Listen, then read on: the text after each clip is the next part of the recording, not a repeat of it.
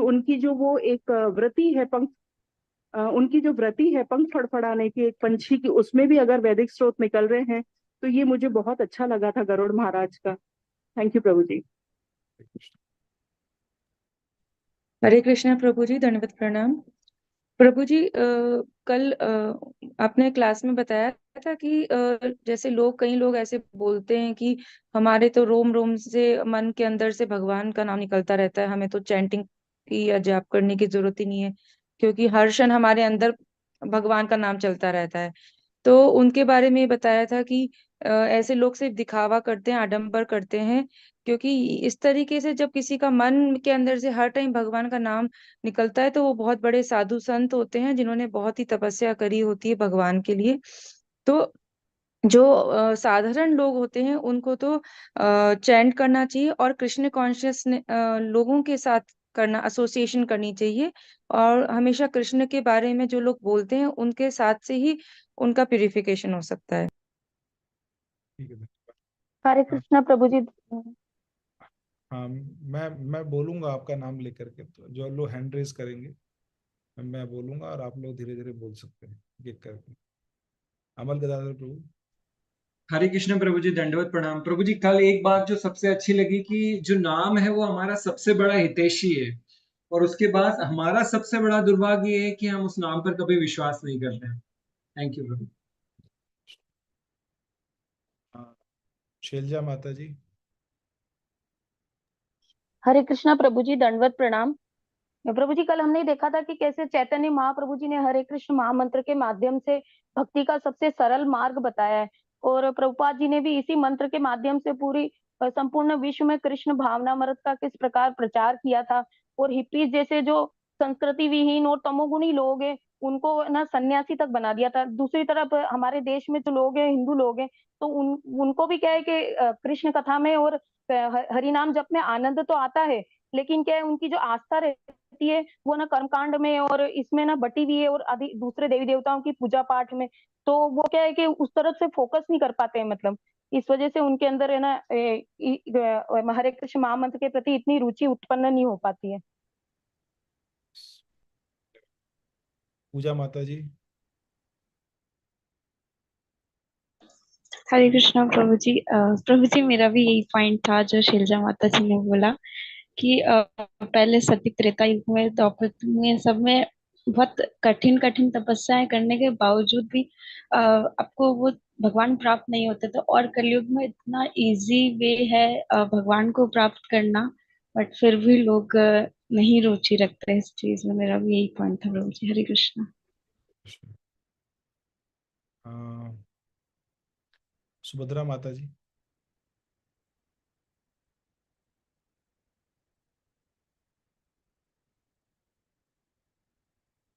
सुभद्रा माता जी। ठीक है, तो और कोई कोई पॉइंट बोलना चाहते हैं?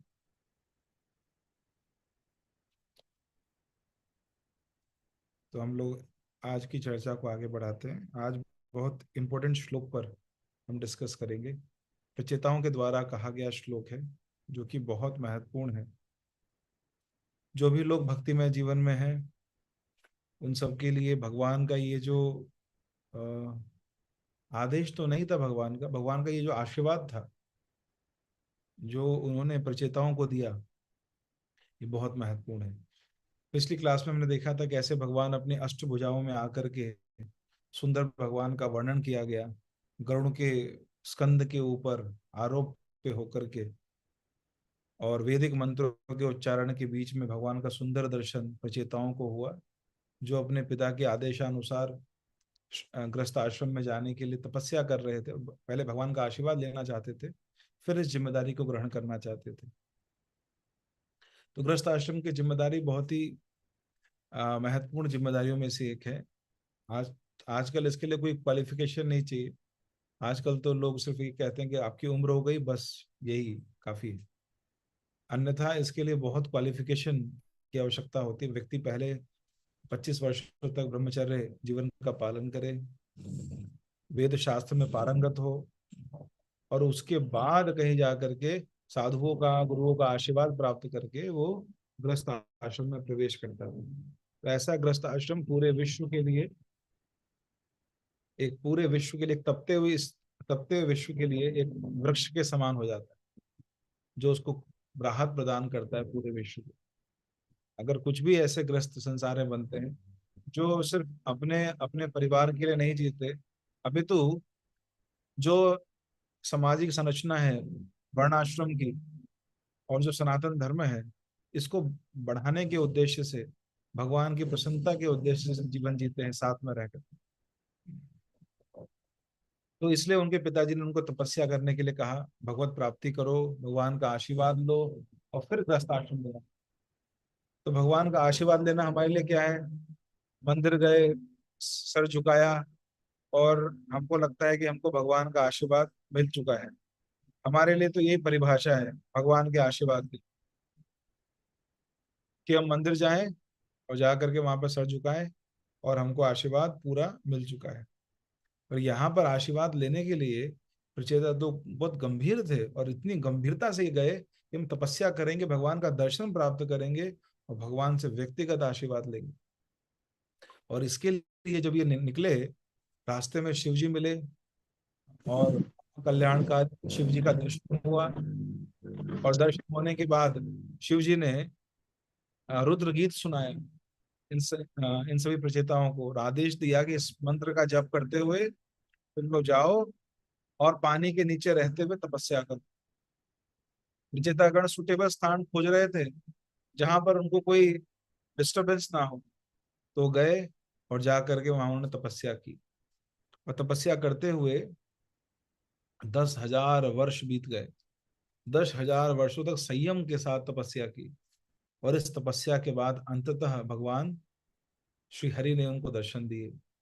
जब दर्शन दिए तो सुखदेव गोस्वामी सुंदर वर्णन भी करते हैं उनका, कैसे उनकी कौस्तुम मणि थी वृक्ष स्थल पर, और कैसे भगवान के पीताम्बर भगवान ने पहना हुआ था, चमचमाता हुआ शोभायमान मुकुट था, कानों में मकर कुंडल थे, और भगवान का जो शरीर था वह स्वर्ण आभूषणों से सज्जित था।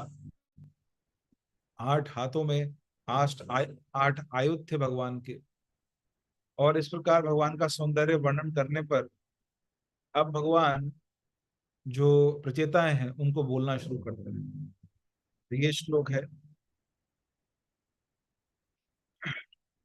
श्री भगवान उवाच वरम वणिध्वं भद्रं वो यूयं मे नृपनंदनः सौहार्देना पृथक धर्मा तुष्टोहम सौहृदेन वः। भगवान ने कहा, हे राजपुत्रों, मैं तुम लोगों के परस्पर मित्रतापूर्ण संबंधों से अत्यधिक प्रसन्न हूँ।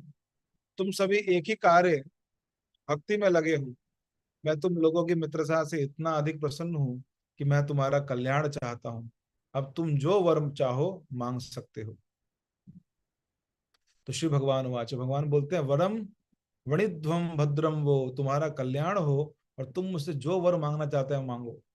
यूयम मेन्द्र नंदनम, यूयम यानी तुम सब लोगों से, जब बहुवचन में जब इस्तेमाल करते हैं यूयम, यूयम मेन्द्र नंदनम, हे राजाओं के पुत्र राजकुमारों, मैं तुमसे बहुत संतुष्ट हूँ।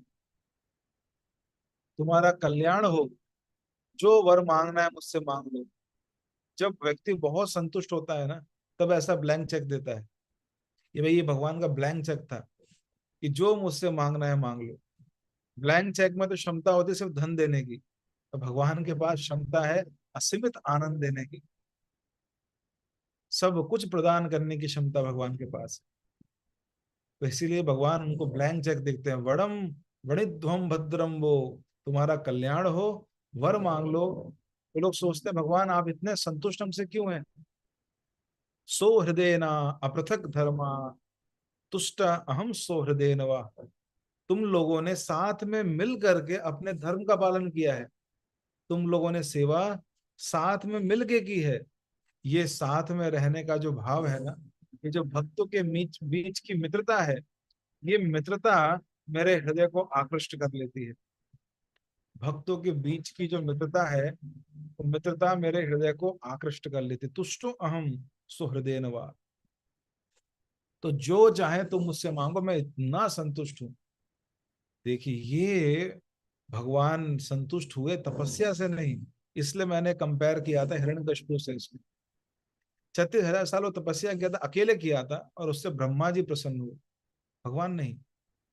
यहाँ पर शुद्ध भक्त के गाइडेंस में तो कार्य कर ही रहे हैं, पर गाइडेंस में कार्य करते करते भी, क्योंकि ये 10 के 10 भाई साथ में मिलकर एक कार्य किए, इनके बीच में कोई झगड़ा नहीं हुआ 10,000 सालों में भी। यहाँ कुछ ही दिनों के अंदर कोई सेवा में कुछ भक्त लोग आए साथ में, तो आपस में कुछ समस्याएं हो जाती थी, कलयुग है, निश्चित हो जाता है। पर जो इनके बाद भी साथ में लगे रह करके सेवा करते रहते हैं, सो सो हृदय ना पृथक धर्म, जो अपने सुहृदय को नष्ट नहीं होने देते, सेवाओं में डिफरेंस के कारण अपने संबंधों को खराब नहीं होने देते। तो क्या है, तुष्टो अहम सुहृदय नवा, मैं ऐसे लोगों से बहुत संतुष्ट रहता हूँ। जो लोग सेवाएं करते हैं, सेवाओं में जरूर वो 10,000 साल तक तपस्या की होंगे, पानी के अंदर कुछ उतार चढ़ाव आए होंगे, पर उन सबके बाद भी वो सब लोग सहयोग करते हुए साथ में रहे, साथ में ही सेवा की भगवान की। भगवान बोलते हैं, भगवान ये नहीं बोले मैं तपस्या से प्रसन्न हुआ, कहीं नहीं बोले। आप देख लीजिए पूरे श्लोक में बोलते तुष्टो अहम सुहृदय नवा, जब कोई व्यक्ति कॉपरेट करता है भक्तों के साथ, सहयोग करता है भक्तों के साथ, अपने संबंध को बनाना चाहता है भक्तों के साथ, इस भावना से मैं बहुत संतुष्ट होता हूँ। इसीलिए जब हमारे पास चॉइस आए कि आक्षेप करना, आरोप लगाना भक्त के ऊपर, या सेवा वो ठीक से नहीं कर रहे तो डांटना फटकारना, या कुछ उनसे ईर्ष्या द्वेष करना, ये ऑप्शन हो, और दूसरा ऑप्शन हो कि चलो सेवा थोड़ी कम कम भी हो जाए, पर हमारे संबंध भक्तों के साथ बहुत मधुर रहे, बहुत अच्छे रहे, तो जो बुद्धिमान भक्त है वो सेकंड ऑप्शन को चुनता है। सेकंड ऑप्शन क्या है, मेरे संबंध भक्तों के साथ बहुत मधुर होने चाहिए, और इसी प्रकार से सहयोग करते हुए हम कार्य करें। तो ये जो सहयोग है, जब ये सहयोग है ना, मैं आशा करता हूँ मेरी आवाज आप लोगों को ठीक से आ रही होगी, क्योंकि पीछे बैकग्राउंड में बहुत सारा काम चल रहा है। यस प्रभु जी। हे प्रभु जी। तो जब हम लोग सहयोग करते हैं ना आपस में, इस सहयोग की भावना कृष्ण को संतुष्ट करती है। फिर हम बोलते हैं प्रभु जी, पर हम सेवा करेंगे, कुछ ऐसा होगा जिससे सेवा ठीक से नहीं हो पाए, हम कैसे कब तक कॉपरेट करें, कहाँ तक कॉपरेट करें। तो उसमें आता है कि जब कॉपरेशन से भगवान संतुष्ट हो गए, तो कॉपरेशन से अन्यत्र व्यक्ति क्यों नहीं संतुष्ट होंगे, अन्यत्र लोग आकर्षित क्यों नहीं। जब भगवान आकर्षित हो रहे हैं कॉपरेशन से, सहयोग से, तो बाकी और लोग आकर्षित क्यों नहीं होंगे, अपने आप और लोग आकर्षित होंगे, और अपने आप कार्य आगे बढ़ेगा, सेवाएं आगे बढ़ेंगी। सो हृदय नवा। तो परम पूज्य गुरु महाराज जी के गुणगान में आप जहां भी सुनेंगे, उनके गुरु भाइयों से गुणगान जिधर भी सुनेंगे, एक पॉइंट वो लोग हमेशा बोलते हैं, यही कॉपरेशन, सहयोग। गुरु महाराज इसके लिए प्रसिद्ध थे, सहयोग के लिए। स्कॉन में एकजुट रखने में, क्योंकि इतनी बड़ी संस्था है ना, इतने सारे लोग हैं जो जगह जगह कनेक्टेड है, और हर मंदिर जो है अपने आप में इंडिपेंडेंट मंदिर है। प्रभुपाद चाहते थे कि हर मंदिर इंडिपेंडेंट हो, फिर भी साथ में जुड़े रहे। इंडिपेंडेंट होने के बाद जनरली लोग ना इंडिपेंडेंस नहीं देते अपने नीचे के लोगों को। इंडिपेंडेंस क्यों नहीं देते, उनको पता है इंडिपेंडेंस देते वो यहाँ वहां चले जाए, हमारे साथ नहीं रहे। जैसे कंपनी में भी जो काम कराते हैं लोगों से, वो जो बिजनेस में जो काम कराते हैं उनको सब कुछ नहीं सिखाते, कुछ कुछ कुछ कुछ कुछ कुछ चीजें सिखाते हैं, सब नहीं सिखाते। उनको लगता है सब सिखा दिया तो ये अपना अलग बिजनेस खोल लेंगे। तो इसलिए लोग संपूर्ण इंडिपेंडेंस देने से डरते हैं, लोग अपने ऊपर डिपेंडेंसी बना कर रखते हैं लोगों का, जिससे कि ये हमारे साथ लगा रहे, काम करता रहे।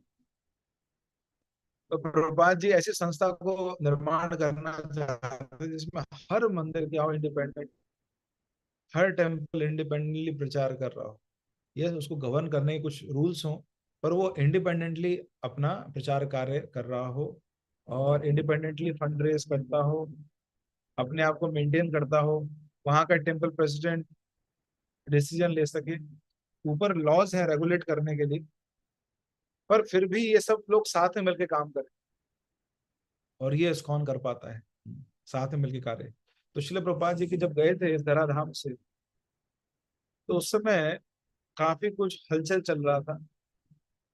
जब भी कोई बड़े आचार्य जाते हैं, और वो भी श्रील प्रभुपाद जैसे अगर कोई आचार्य हो, तो वो जब जाते हैं, तो कोई भी आचार्य जब जाते हैं तो उनके अंतर्गत जो शिष्य इत्यादि होते हैं, जैसे भक्ति सिद्धांत महाराज गए थे तो गौड़ीय मठ छिन्न भिन्न हो गया था। उसके बाद गौड़ीय मठ साथ में अपने आप को रख नहीं पाए, इसीलिए आज गौड़ीय मठ का प्रचार इत्यादि हम देखते हैं कि है, बहुत प्रयत्न करते हैं वो लोग, पर क्योंकि उस समय वो जो संस्था थी वो बिखर गई थी, तो इसलिए उसके बाद दोबारा कभी कंबाइन नहीं हो पाई, और बिट्स एंड पीसेस में यहाँ वहाँ प्रचार चलता है। वो इतनी बड़ी संस्था भक्ति सिद्धांत महाराज ने क्रिएट की थी, तो श्रील प्रभुपाद इसको लेकर बहुत चिंतित थे कि ऐसा ना हो, और वो जानते थे कि आगे जाकर के सबसे महत्वपूर्ण जो स्थान होगा, प्रचार का केंद्र होगा, वो भारत होगा। एक प्रभुपाद ने कहा भी था सबसे ज्यादा प्रचार भारत में होगा। इसलिए उन्होंने भारत में कुछ लोगों को पहले ट्राई किया था जीवीसी के रूप में, और जब वो नहीं आ पाया, जब वो परम पूज्य गुरु महाराज जब कनेक्ट हुए श्रील प्रभुपाद जी से जुड़े, तब से श्रील प्रभुपाद जी के मन में इच्छा थी कि मैं इनको भारत का सारा जिम्मेदारी सौंपना चाहता हूँ, और उन्होंने होल एंड सोल इंचार्ज बनाया महाराज को पूरे भारत के प्रचार, सारे जिम्मेदारी भारत के अंदर की। आज इस्कॉन का सबसे बड़ा प्रेजेंस पहले उस समय अमेरिका में था, आज भारत में सबसे ज्यादा प्रेजेंस है। प्रभुपाद जानते थे इस बात को, इसलिए उन्होंने गुरु महाराज को सबसे बड़ी जिम्मेदारी दी। दूसरी सबसे बड़ी जिम्मेदारी जो श्रील प्रभुपाद सोचते थे वो है पुस्तक वितरण, तो बीबीटी का पूरा जिम्मेदारी गुरु महाराज को दिया। तो जब गुरु शिष्य को अपने हृदय की सबसे महत्वपूर्ण जिम्मेदारी देता है, तो हम समझ सकते हैं कि वो शिष्य गुरु को कितना प्रिय होगा, अतिशय प्रिय होगा। तो उस समय जब श्रील प्रभुपाद इस धराधाम से गए, तो उस समय यहाँ पर इस्कॉन के अंदर काफी सारा हलचल चलने लगा, जिसके कारण अस्थिरता आने लगी। और उस समय गोपाल कृष्ण गोस्वामी महाराज को सन्यास लेने के लिए प्रेरित किया परम पूज्य जयपताका स्वामी महाराज जी ने, क्योंकि महाराज तो ग्रस्त थे उस समय। सन्यास लेने के लिए प्रेरित किया, और सन्यास लेकर के उन्होंने आकर के फिर जयपताका स्वामी महाराज जी, गुरु महाराज जी और अन्यत्र कई सारे लोगों के साथ मिलकर, कई सारे सन्यासी गुरुजनों के साथ मिलकर के जो इस्कॉन में जो अनस्टेबिलिटी आ रही थी उसको स्टेबलाइज किया गया। कैसे स्टेबलाइज किया गया? कॉपरेशन के साथ, ये कॉपरेशन की भावना को बढ़ा करके। श्री प्रभुपाद लिखे थे, जाने से पहले प्रभुपाद जी ने एक बहुत महत्वपूर्ण इंस्ट्रक्शन दिया था। उन्होंने कहा था, if you want to please me then cooperate with all other devotees. सबको कहा था कि अगर आप मुझे प्रसन्न करना चाहते हो तो आपस में सहयोग करो, और अगर गुरु महाराज जी के बारे में कोई गुणगान कर रहा है, निश्चित वो इस बात को बोलेगा कि उन्होंने हर जगह हर लोगों के साथ सहयोग किया, और सहयोग से इतने मधुर संबंध बनाए कि उन मधुर संबंधों के साथ इस्कॉन संस्था जो थी बहुत तेजी से फिर आगे बढ़ने लगी। और उस समय जब श्रील प्रभुपाद थे तो उस समय 108 टेम्पल्स थे। उसके बाद उनके शिष्यों ने साथ में मिल करके, जिनको साथ में रखने का एक बहुत महत्वपूर्ण भूमिका गुरु महाराज ने निभाया। जैसे उदाहरणार्थ हम देखते हैं कि हम सुन रहे थे गुणगान में, तो कई सारे लोग अलग अलग जगह से आ रहे थे, बता रहे थे कि हमारे मंदिर में ये समस्या थी, और जब कोई भी उस समस्या को सॉल्व नहीं कर पा रहा था, और कोई बड़े अधिकारी वहां पे नहीं आए, पर उस समय परम पूज्य गोपाल कृष्ण गोसाई महाराज आए, बल्कि वो एरिया उनका जोन नहीं था, उस एरिया के वो इंचार्ज नहीं थे, फिर भी वो वहां पर गए और जा करके उस समस्या को सुलझा करके उन सब भक्तों को निश्चिंत कर करके फिर महाराज अपने सेवाओं में दोबारा लौटे। जहां भी ऐसी कोई अव्यवस्था होती थी, 2 उदाहरण तो मैंने सुने थे। एक उदाहरण था मायापुर का, जब मायापुर में बहुत बड़ी अस्थिरता हो रही थी, इतना बड़ा प्रोजेक्ट है, इतने सारे लोग इन्वॉल्व हैं, हम 2 3 4 5 लोग में अस्थिरता आती है, इतने बड़े बड़े प्रोजेक्ट्स हैं। तो वहां जो अस्थिरता आ रही थी, गुरु महाराज गए, 1.5 महीना वहीं पर रहे, और जब तक समस्या सॉल्व नहीं हुई तब तक महाराज वहां से हिले नहीं, और उन सारी समस्याओं को, सारे भक्तों के बीच में सहयोग भावनाओं को प्रबल करके फिर महाराज अपने दूसरी सेवाओं में जाके एंगेज हुए। ऐसे ही हैदराबाद के बारे में हम बताते हैं। हैदराबाद मंदिर में जब कुछ समस्याएं चल रही थी तो महाराज वहां गए, स्टेबलाइज किया, उसके बाद फिर अन्य सेवाओं में गए। ऐसे कई मंदिर, तो दो तो गुणगान ने बताए थे। फिर बताया गया कि केनिया के अंदर प्रचार बिल्कुल लुप्त हो गया, और जो वहां के लोग थे वो लोग बोलने लगे थे कि अब हम लोग जो भी इस्कॉन का इत्यादि चीज को वाइंड अप कर देना चाहिए, क्योंकि हम मेंटेन नहीं कर पा रहे विग्रह की सेवा इन सबको। तो अब इस्कॉन जो केनिया में प्रेजेंस, छोटा सा प्रेजेंस था, उसको अब बंद कर देना चाहिए। बल्कि शिल प्रभुपाद जी ने विजिट किया था वहां पर, तो सारे इस्कॉन में प्रपोजल आया, सब लोग ऑलमोस्ट सहमत थे कि अब कौन जाएगा वहां केनिया में क्या करने के लिए। तो उस समय गुरु महाराज जी ने उनको मना किया कि नहीं, मैं कुछ कार्य करता हूँ, व्यवस्था करता हूँ। तो महाराज जी ने कुछ लोगों को यहाँ से भेजा, उनको प्रेरित किया, स्वयं गए कई बार। उसी में आप लोग जानते हैं गुड़ाकेश प्रभु जी को, वो भी कुछ समय के बाद वहां गए थे। तो वहां जाकर के फिर उस प्रचार को दोबारा स्टेबलाइज किया गया। आज वहां पर सुंदर, बहुत सुंदर 3-4 मंदिर हैं केनिया के अंदर। जैसे कि मोम्बासा में बहुत सुंदर मंदिर है, नायरोबी में मंदिर है, और भी आसपास के वहां पर क्षेत्र हैं जहां पर कुस्मू करके एक स्थान है, वहां भी सुंदर मंदिर है। और काफी सारे भक्तों को शिक्षाएं मिल रही हैं। काफी सारे ब्लैक डिवोटीज, यानी जो अफ्रीकन डिवोटीज हैं, वो लोग जो लोकल वहां के डिवोटीज है, वो लोग कनेक्टेड हैं, वो लोग जुड़ रहे हैं और उनका उद्धार हो रहा है। तो ऐसे हम देखते हैं कि ये जो भावना है ना, लोग क्यों इतना गुणगान कर रहे हैं हृदय के साथ।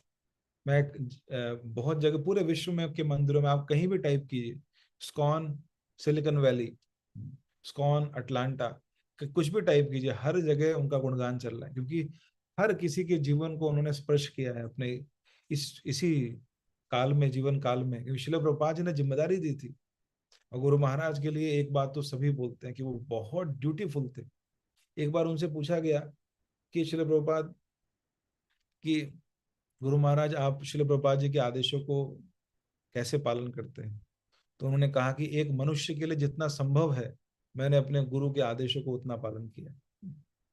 तो एक मानव के लिए जितना संभव है उतना मैंने अपने गुरु के आदेश, यानी इससे ज्यादा कोई गुरु के आदेशों को पालन कर नहीं सकता। और सब इस बात को जानते हैं, इसीलिए एक नाम गुरु महाराज को दिया गया है, प्रभुपाद्स मैन, कि ये प्रभुपाद के व्यक्ति है। पूरी तरह जीवन, कंप्लीट सरेंडर का जीवन, पूर्ण शरणागति का जीवन।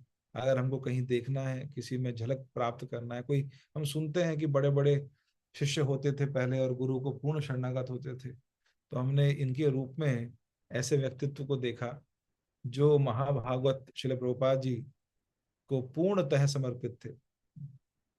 इसीलिए पूरे विश्व में एक मत होकर के इनको नाम दिया गया प्रभुपाद्स मैन। ये प्रभुपाद के व्यक्ति थे। और श्री प्रभुपाद जी की शिक्षा, इसीलिए प्रभुपाद बोले ISKCON is my body, ISKCON मेरा शरीर है। इसीलिए इसको एकजुट रखने के लिए कहीं भी कोई समस्या आती थी तो सबसे पहले उठ करके जो नाम वहां जाता था, उसको रिजॉल्व करके आता था, वो थे परम पूज्य गोपाल कृष्ण गोसाई महाराज, जो इसको पूरी संस्था को एकजुट करके रखे। आज इतना सुंदर स्वरूप, इतना भव्य स्वरूप हमको दिखता है, उसमें बहुत बड़ा योगदान, अगर सबसे बड़ा योगदान भी कहें तो भी अतिशयोक्ति नहीं होगा, तो वो परम पूज्य गुरु महाराज जी का था। और अभी भी अपनी शिक्षाओं से, अपने उपदेशों से वो सदैव ये आदेश देते हैं। आप जो भी लेक्चर सुने उसमें महाराज यही बोलते हैं, सदैव भक्तों के साथ सहयोग कीजिए। जब हम भी महाराज से मिलते थे जितनी बार, महाराज यही उपदेश देते थे कि हमेशा भक्तों के साथ सहयोग करके, साथ में लेते हुए आगे बढ़िए। आपने कुछ लीलाएं सुनी होंगी अद्भुत महाराज की, जिसमें उनकी जो करुणा और कृपा थी उसका तो कोई और छोर नहीं था। से एक मैंने जो सुनी, जो मुझे बहुत प्रिय है जो घटना, कल श्रीमान रुक्मणी कृष्ण प्रभु यहाँ पर आए थे परम पूज्य भक्ति आशा वैष्णव महाराज जी से मिलने के लिए। तो काफी चर्चा उनके मध्य हुई थी, तो उन्हीं का एक पॉइंट था जो वो डिस्कस किए थे व्यास पूजा में। तो बताए थे कि एक बार एक मंदिर में एक व्यक्ति था, ग्रस्त भक्त थे, उनको सेवा में रखा हुआ था मंदिर में। तो उन्होंने कुछ चोरी किया मंदिर के अंदर, वो गोविंदा इत्यादि दिखते थे। तो कुछ उन्होंने चोरी किया। पंजाबी बाग मंदिर, दिल्ली की बात है। तो जब उन्होंने चोरी किया तो धीरे धीरे कुछ समय के बाद पता लगा मंदिर के प्रेसिडेंट रुक्मिणी कृष्ण प्रभु को। तो प्रभु जी ने फिर कैमरा वैमरा लगा करके पूरा कि सबूत मिल जाए फिर गुरु महाराज के पास जाएंगे। तो कैमरा वैमरा लगा करके सब कुछ करके सबूत इकट्ठा किए उनके प्रति, और सबूत इकट्ठा करके गुरु महाराज जी के पास लेके गए। तो जब गुरु महाराज ने वो देखा, उन्होंने कहा कि उन्होंने बहुत दुखी हुए ये देखकर कि तुमने इतना ज्यादा व्यवस्था बनाया किसके लिए, एक व्यक्ति के दोष दिखाने के लिए। उन्होंने कहा तुमने इतना सारे लोगों को एंगेज किया, इतना कैमरे वैमरे लगा करके किया, ये वैष्णव अपराध है, ये गुरु महाराज की चेतना थी, ये वैष्णव अपराध है। और फिर उसको बुलाया वहां पर जो व्यक्ति चोरी कर रहे थे, और चोरी में तो दंड मिलता है। महाराज जी ने उनसे उनको पूछा कि आप चोरी क्यों कर रहे थे। उन्होंने बोला महाराज जी जो मुझे मिल रहा था वो मैं उससे मैं अपने परिवार का उपार्जन नहीं कर पा रहा था, इसलिए मुझे धन की आवश्यकता पड़ रही थी। तो महाराज ने बोला ठीक है मैं उनसे बोलूंगा आपकी जो जो आपको श्रमिक मिलता है, जो आपको सैलरी मिलता है उसको थोड़ा बढ़ा दिया जाएगा। तो जब रुक्मिणी कृष्ण प्रभु को बुलाया, वो तो बहुत नाराज थे उन व्यक्ति के जो चोरी कर रहे थे। तो महाराज ने बोला आप इनका सैलरी बढ़ा दीजिए। तो रुक्मिणी कृष्ण प्रभु बोले मुझे विश्वास नहीं हुआ कि जो व्यक्ति चोरी कर रहा है मंदिर में, महाराज अंततः उसको क्या बोले, इस व्यक्ति का सैलरी बढ़ा देना चाहिए। ये निष्कर्ष महाराज ने निकाला। तो ये निष्कर्ष बिना करुणा और बिना जो प्रेम, भगवान के प्रति प्रेम और हर जीवों को भगवान के अंश के रूप में देखना और उनके प्रति अगाध प्रेम रखना, इसके बिना ये भाव नहीं आ सकता। वरना जैसे हम गलती कमी देखते हैं, जो कमी ढूंढने वाले लोग हैं वो तो और कमियां ढूंढना प्रारंभ कर देते हैं। पर एक मुक्त व्यक्ति ही इस प्रकार का विचार रख सकता है और इस प्रकार लोगों को सहयोग करके उनके कृष्ण भावना में जीवन में आगे बढ़ा सकता है। तो ये जो सहयोग का जो शब्द है ना, वो तो जो प्रभुपाद जी ने बोला था, अंततः श्रील गुरु महाराज जी ने अपने हृदय में इसको आत्मसात करके रखा, और इसी कारण हम इतना बृहद स्वरूप भी इस्कॉन का देखते हैं पूरे विश्व में, क्योंकि अभी भी साथ में है, पूरी संस्था एक साथ मिल करके साथ में कार्य कर रही है। तो ये जो श्लोक है ये बहुत महत्वपूर्ण श्लोक है। हे राजपुत्रो, मैं तुम लोगों के परस्पर मित्रतापूर्ण संबंधों से अत्यधिक प्रसन्न हूं। कुछ नहीं बोला भगवान ने तपस्या से, तुम्हारे वैराग्य से, भक्ति, कुछ नहीं कहा भगवान ने। यहाँ पर बोला तुम्हारे परस्पर मित्रतापूर्ण संबंधों से। भक्तों के मध्य मित्रतापूर्ण संबंध इतने महत्वपूर्ण है कि अगर उनके कारण सेवा थोड़ी 19-20 भी हो जाए कोई समस्या नहीं, पर वो संबंध वो सब कुछ मेकअप कर लेंगे। जितना प्रचार हम लोग आपस में प्रतिस्पर्धा करके करेंगे, उससे कहीं ज्यादा प्रचार थोड़ा बहुत उसमें कमी करके भी अगर संबंध अच्छे हुए उससे कई गुना ज्यादा हो जाएगा। तो इसलिए तुम सभी एक ही कार्य भक्ति में लगे रहो। मैं तुम लोगों की मित्रता से इतना अधिक प्रसन्न हूं कि मैं तुम्हारा कल्याण चाहता हूं। अब तुम जो वर चाहो मांग सकते हो, जो तुम चाहो वो मुझसे मांगो। ये ऐसा भगवान ने बहुत कम जगह कहा है, अब जो चाहे सो मांग लो। तो भगवान यहाँ उनको कहते हैं। तो यहाँ तात्पर्य में प्रभुपाद लिखते हैं, क्योंकि राजा प्राचीन परिषद के पुत्र मिलकर कृष्ण भक्ति करते थे। अकेले सेवा करना ठीक है, मिल के सेवा करना भगवान को प्रसन्न करता है। इसलिए संकीर्तन भगवान को प्रसन्न करता है। संकीर्तन यानी जब सब भक्त साथ में मिलकर करते हैं। बुक रीडिंग कर रहे हैं, बहुत अच्छा है, हम शास्त्रों का अध्ययन कर रहे हैं, पर हम और भक्तों को प्रेरित करके साथ में पुस्तक अध्ययन कर रहे हैं, ये भगवान को और प्रेरित करता है।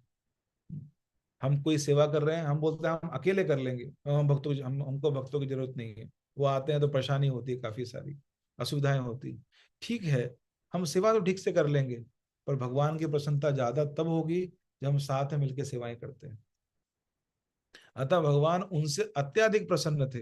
देखिए शब्दों को देखिए प्रभुपाद जी के, क्योंकि वो मिलकर कृष्ण भक्ति कर रहे थे। सुबह मिलकर के हम नाम जप करते हैं, हाँ, और साथ में भागवत श्रवण करते हैं, ये भगवान को ज्यादा प्रसन्न करता है। राजा प्राचीन परिषद के सभी पुत्र पृथक पृथक जीव थे, यानी इंडिविजुअल थे। हम सब इंडिविजुअल हैं, हम सबका अलग ट्रेनिंग है, अलग कल्चर है, अलग हमारा बैकग्राउंड है, हम सबका अलग अलग हैबिट्स है। ये इन सब लोगों को जब साथ में आते हैं ना, तो हम सबको कॉम्प्रोमाइज करना पड़ता है। जब हम साथ में आते हैं, कहाँ कॉम्प्रोमाइज करना पड़ता है? जब हम साथ में आते हैं तो साथ में मिलकर काम करना क्यों जरूरी है? जरा मुझे ये चीज बताइए। ये जरा प्रश्न आप लोगों से पूछता हूं मैं, कि साथ में रह करके सेवा करना, कार्य करना, कृष्ण भक्ति के बावजूद भी मुश्किल क्यों होता है? क्या क्या चीजों का सामना कर, जिन्होंने किया है सेवा बता सकते हैं तो आप हैंड रेज कर सकते हैं अपना। हम अवसर देंगे आपको बोलने का, मैं यहाँ पर मार्क करूंगा। जो आप पॉइंट्स बताएंगे उसको हम मार्क करेंगे।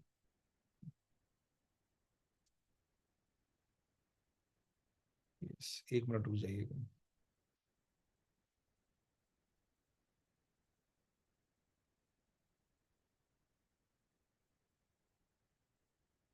यस, जिन्होंने हैंड रेज किया है मैं उनको भी नाम लेके बोलूंगा, तो आप लोग उससे बता सकते हैं एक एक करके। रत्नांगी माता जी बोलिए। हरे कृष्णा प्रभु जी। प्रभु जी, सबके साथ सेवा करना जरूरी हाँ, इसके लिए है क्योंकि हर नहीं इंडिविजुअल का अपनी। नहीं पूछ रहा हूँ, ये नहीं पूछ रहा हूँ क्यों जरूरी है। आप प्रश्न ठीक से सुना कीजिए। मैं पूछ रहा हूँ कि जब हम साथ में सेवा करते हैं तो क्या समस्याएं आती? प्रभु जी, अमल। मेन सबसे पहले तो कोऑपरेशन नहीं होता है। हर किसी का अपना अपना पॉइंट ऑफ व्यू होता है, तो ये प्रॉब्लम आती है सहयोग की। ठीक है, individual point of view. Yes, अमल का दादा प्रभु बताइए। हरे कृष्ण प्रभु जी, दंडवत प्रणाम। प्रभु जी, मेन रीजन ये कह सकते हैं कि जो कॉमन गोल है, जो कि हमारी कृष्ण भक्ति से रिलेटेड हमको वर्क करना है, वो लोग समझ नहीं पाते, उसके सिंक में नहीं आ पाते।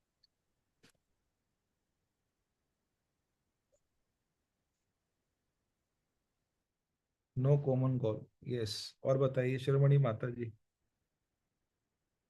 हरे कृष्णा प्रभु जी, दंडवत प्रणाम।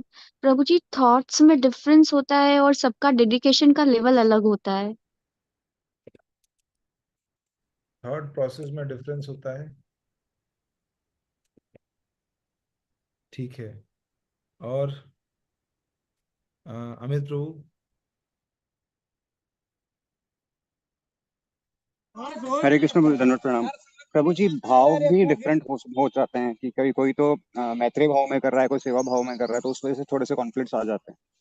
इसीलिए आप भक्तों के साथ आके सेवा कीजिए, तब आप क्वेश्चनों को अच्छी तरह समझ पाएंगे। जय श्री माता जी। हरे कृष्णा प्रभु जी। प्रभु जी, माइंड में बहुत ही चीजों के बारे में भी सोचते रहते हैं, मतलब उधर भी दिमाग माइंड चला जाता है, तो वो भी डिस्ट्रैक्शन पैदा करता है। नहीं, मेरा क्वेश्चन है कि साथ में रह के सेवा करने में क्या दिक्कत है? चलिए, डिस्ट्रक्शन आपने बोला, ठीक है, थोड़ा और सोच कर बोलिए आप लोग। शैलजा माता जी। हरे कृष्णा प्रभु जी। जैसे हाँ, किसी भक्त की क्या है, काम करने की स्पीड अधिक होती है और किसी की कम होती है, तो उससे भी प्रॉब्लम क्रिएट होती है और मतभेद उत्पन्न हो जाते हैं प्रभु जी। अच्छा, ठीक है। तो इसको हम लिख सकते हैं कि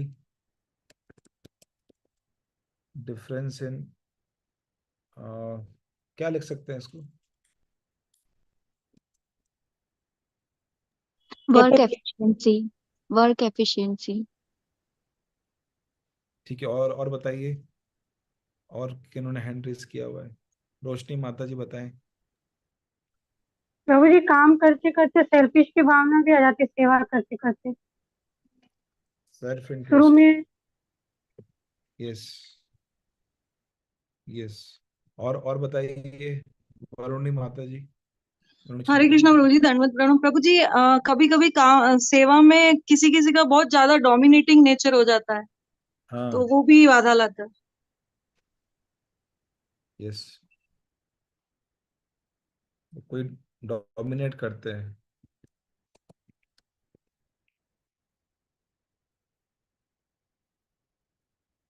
यस, और बताइए, और क्या समस्याएं आती है अनुपमा माता जी? हरे कृष्णा प्रभु जी, दंडवत प्रणाम।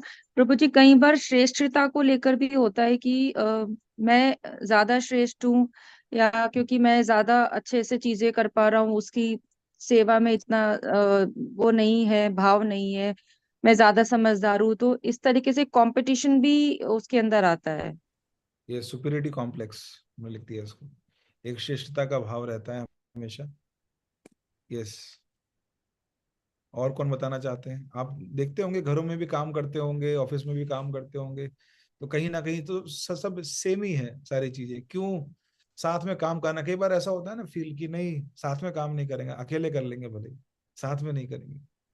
साथ में क्यों मुश्किल रहता है? सुनीता माता जी। प्रभु जी हम लोग, मुझे डिफरेंस नहीं, मुझे इसका वो है प्रिवेंशन करने का है, नहीं, क्योंकि यहाँ प्रिवेंशन पे जब नहीं हम बताना, प्रिवेंशन नहीं बताना है। ओके जो ओके। प्रश्न पूछा जा रहा है वही बताना है। यस, जी धन्यवाद। जी। ओके रंग ओके। मंजरी माता जी बताइए। हरे कृष्णा प्रभु जी, दंडवत प्रणाम। प्रभु जी कई बार अपनी ईगो की वजह से सब लोग ये चाहते हैं कि मेरे अनुसार काम हो। कई बार लोगों को लगता है कि मैं अच्छा बता रही हूँ या मैं अच्छा बता रहा हूँ तो मेरे अनुसार कार्य हो, ईगो की वजह से। ईगो के कारण ही सारी समस्या है। पर क्या है, मुख्य क्या है? आप थोड़ा और सोचिए। ये ईगो वो हम तब बोलते हैं ना जब हम लोग सोचते नहीं। हमको कुछ भी नहीं करना है, सिर्फ बैठे कथा सुनना है। उसमें बुद्धि 1% नहीं लगाना है अपना। सिर्फ एक दो शब्द बोल देते हैं ना, सोचने के लिए बोला जाए और सोचते भी नहीं ना, कुछ भी बुद्धि नहीं लगाना है अपना। किसी भी जगह बुद्धि नहीं लगाना है। थोड़ा तो बुद्धि लगाना चाहिए ना जब पूछा जा रहा है प्रश्न। कि ये प्रश्न है, इंडिविजुअल सेवाएं जिन्होंने की हुई उनको पता है कहाँ कहाँ ईगो, सारा खेल ही ईगो का है। यस, पूजा माता जी बताइए। हरे कृष्णा प्रभु जी। प्रभु जी मुझे ऐसा लगता है कंपैरिजन बहुत आ जाता है इस चीज में, और एक दूसरे से कंपैरिजन करने लगता है। हरे कृष्णा प्रभु जी। ठीक Am I है, audible? बता दिया आपने, मैंने सुन। कुंदन माता जी बोलिए। हरे कृष्णा प्रभु जी, पंचांग नाम। प्रभु जी कई बार हमको ऐसा लगता है कि हम ज्यादा टैलेंटेड है और साथ में काम करते हैं तो हमारा क्रेडिट किसी दूसरे को नहीं जाए। मतलब एक वो अपने आप को सबसे आगे दिखाना चाहते हैं और क्रेडिट भी वो चाहते हैं कि उनको खुद को ही जाना चाहिए हर काम का, जो भी उनको मिले सेपरेटली अलग से। ऐसे क्रेडिट उनको खुद डिमांड करते हैं क्रेडिट। हाँ, ठीक है। श्रोमणी माता जी बताएं। हरे कृष्णा प्रभु जी, दंडवत प्रणाम। प्रभु जी ज्वेलसी भी एक रीजन है कि हम मतलब साथ में काम नहीं कर, मतलब दिक्कत होती है, ये एक दूसरे से ज्वेलसी फील करते हैं सक्सेस का। हाँ ठीक है, जनरल पॉइंट है, पर क्यों जेलसी फील करते हैं ये मैं पूछ रहा हूँ। क्यों काम नहीं कर, तो वो जी एक प्रभु जी। हाँ, प्रभु जी सेवाओं के मध्य में ये होता है कि हम किसी और को की सफलता को नहीं देख सकते, उसका अप्रिशिएशन नहीं देख सकते, तो ये ज्वेलसी आती है। यहाँ लिखते हैं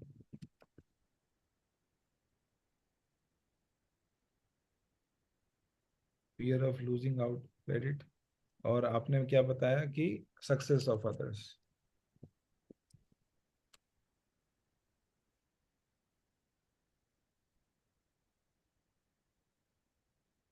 ठीक है, तो सूर्य माता जी बताएं। और तो ये सारे बहुत सारे पॉइंट्स हैं जो जो हमको साथ में सेवा नहीं करने देते ठीक से, है ना। यस, बताएं। प्रभु जी कुछ लोगों का मतलब नेचर पार्शलिटी भी करते हैं, मतलब अलग लोगों से मतलब अलग अलग बिहेवियर करते हैं, तो फिर देख के दूसरे लोगों को फील होता है कि ये इनके साथ इस तरह बिहेवियर कर रहे हैं हमारे साथ। बायसनेस होता है। यस, और बताइए। हरे कृष्णा प्रभु जी। हाँ, प्रभु जी जैसे हमारी स्किल्स भी एक दूसरे की अलग अलग रहती है तो उसकी वजह से भी मतभेद उत्पन्न होते हैं स्किल्स अलग अलग रहने काम से करने की। होंगे। किसी की थोड़ी ज्यादा अच्छी रहती है, किसी की कम रहती है, तो उससे भी कह रहे मतलब अपने आप को वो सुपीरियर। हाँ, तो वो तो आ गया ना इसमें सुपीरियरिटी कॉम्प्लेक्स। इसलिए सोचिए जो आप बोल रहे हैं ना वो क्यों उत्पन्न होता है। बिल्कुल इमीडिएट मुझे वो बताइए, कारण बताइए क्यों साथ में काम करना मुश्किल है। सोचते हैं ना हम लोग कई बार अकेले काम करना ठीक है भाई, मेरे 2-3 लोग हैं इनका कर लूंगा, सबके साथ नहीं कर सकता मैं काम। तो वहाँ कहाँ समस्याएं आती हैं सबके साथ काम करने में। और हाँ माता जी बताएं। हरे कृष्णा प्रभु जी, एक हम में है ना टॉलरेंस पावर कम होती है। अच्छा तो आप हम लोग हैंड रेस कीजिए तब मैं अवसर दूंगा, वरना मुझे पता नहीं चलता है कौन बोल रहे हैं, है ना? तो अनुपमा माता जी बताइए। हरे कृष्णा प्रभु जी, दंडवत प्रणाम। प्रभु जी, जजमेंटल वाली जो एक भावना होती है ना, उससे भी काम करने में दिक्कत होती है कि कई बार किसी को लग सकता है कि हमें जज किया जा रहा है, तो वो अपना ठीक से काम नहीं कर पाते हैं। और दूसरे लोगों की भी कई बार आदत होती है कि वो हर किसी को जज करते हैं कि ये ठीक से कर रहा है या नहीं कर रहा है। तो जजमेंटल से बहुत इंटरपर्सनल इश्यूज डेवलप हो जाते हैं, हीन भावना भी कई बार आ जाती है। को लगता है हम जाएंगे सेवा करने के लिए तो वो लोग जज करते हैं हमको, इसलिए हम कई बार नहीं जाते हैं सेवा करने के लिए, कि वो हमको जज करेंगे, उनका नेचर ही ऐसा जज करने वाला। यस, ये होता है कई बार इशू। कुंदन माता जी आप कुछ बोल रहे थे। यस प्रभु जी, वही पॉइंट बता रहे थे कि टॉलरेंस पावर हम में कम होती है, तो हम किसी के साथ भी है ना, जैसे सेवाओं में जैसे एडजस्टमेंट बिठाते हैं ना, तो हम इनटॉलरेंस होते हैं, तो वो हमें उनके साथ में कुछ टाइम बाद में ऐसे जैसे इश्यूज उत्पन्न होते हैं, तो हम सोचते हैं कि नहीं, इसके साथ इससे अच्छा तो अकेले काम करना बेटर रहता। तो ये ठीक, हमारी खुद की कमी होती है, जो टॉलरेंस पावर की कमी होती है, बट हमें पता नहीं होता इस चीज का। हरे कृष्ण। हरे कृष्ण। जय श्री माता जी बताइए। प्रभु जी, जब कुछ प्लानिंग करते हैं या कोई डिसीजन लेते हैं तो उसको डिस्क्लोज नहीं करते, तो वो भी एक रीजन होता है। हाँ कई बार कोई लोग इसको हम बोल सकते हैं कम्युनिकेशन गैप, या फिर जब हम कम्युनिकेट करते हैं तो वो प्रॉपर कम्युनिकेशन नहीं होता है।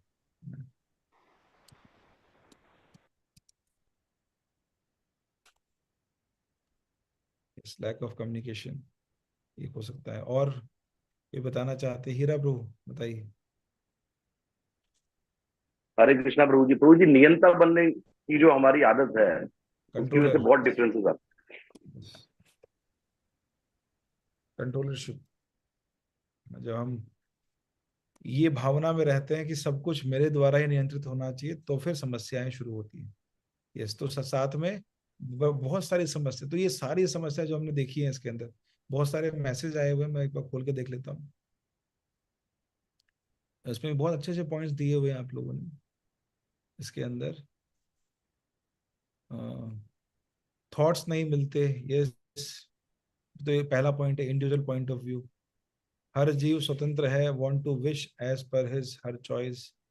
इंडिविजुअल पॉइंट ऑफ व्यू आ गया, नो कॉमन गोल, सब चाहते हैं कि मेरे अनुसार चीजें हों। यस, माई वे हाईवे एक है, माई वे हाईवे, मेरा ही रास्ता सबसे श्रेष्ठ है। एफिशिएंट, सब अपने नाम की क्रेडिट लेना चाहते हैं। Yes, keeping personal interest over Krishna, बिल्कुल सेल्फ इंटरेस्ट लिखा है यहाँ पर। सभी के गुणों में अंतर होने के कारण भी, सभी के गुणों में अंतर होने के कारण भी, ठीक है, एक दूसरे के साथ कोऑपरेट नहीं कर पाते, यही पूछा जा रहा है प्रश्न, आप यही लिख के भेज रहे हैं। प्रभु जी, वी बिकम जजमेंटल, ठीक है, everyone wants to improve that, prove that he is best amongst all. Yes, वो प्रूव करना चाहता है, सुपीरियरिटी कॉम्प्लेक्स, सभी को एक साथ लेकर चलना डिफिकल्ट है। हाँ, यही पूछा जा रहा है। Difference of opinion to do work,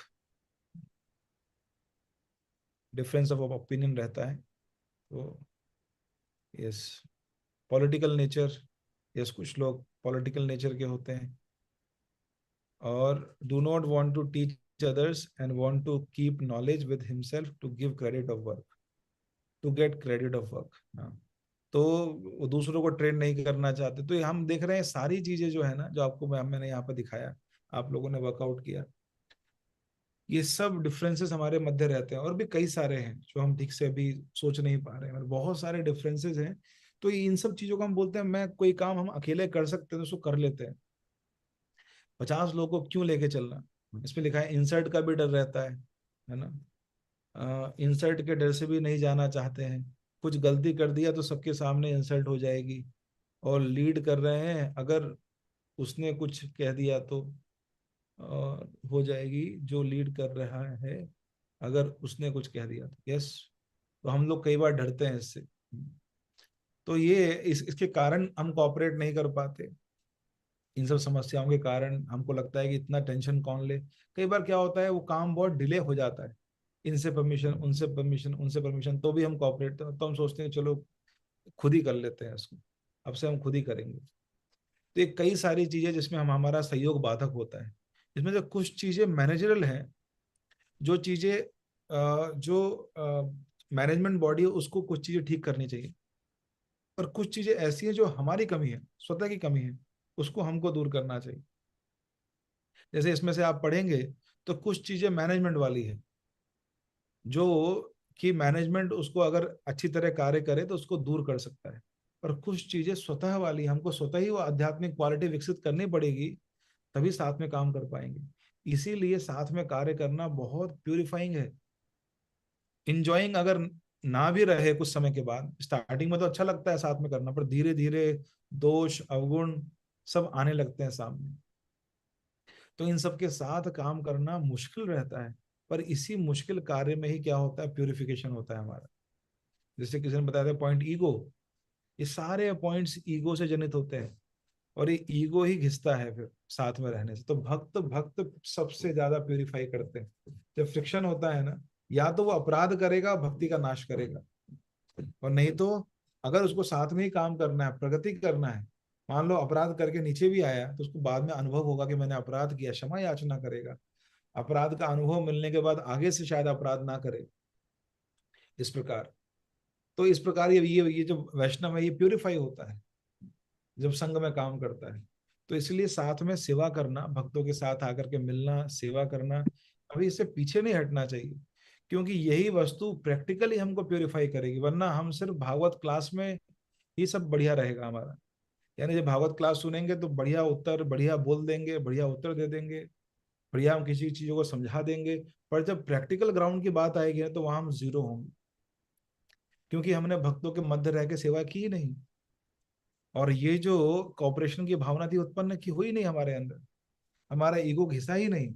ego घिसने वाले डिवोटीज ही हैं, उन्हीं के मध्य जब हम आएंगे तो अलग अलग प्रकार के डिवोटीज हैं।